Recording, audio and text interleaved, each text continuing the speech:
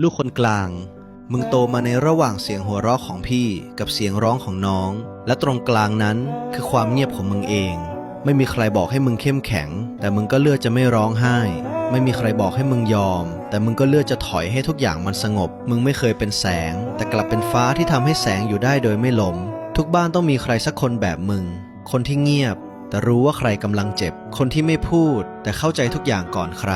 มึงไม่เคยขอให้ใครเห็นค่าแต่มึงกลับเป็นค่ากลางที่ทำให้ทุกคนยังอยู่ด้วยกันเป็นสะพานที่ไม่มีใครเห็นแต่ทุกคนใช้เดินข้ามทุกวันและกูอยากให้มึงรู้ความรักที่มึงให้ไปโดยไม่ขออะไรตอบกลับมันไม่เคยสูญเปล่าเพราะโลกอาจไม่ได้พูดขอบคุณแต่บ้านของมึงยังยืนอยู่เพราะมึงลูกคนกลางไม่ได้จางหายมึงแค่เงียบเกินกว่าที่คนอื่นจะเข้าใจ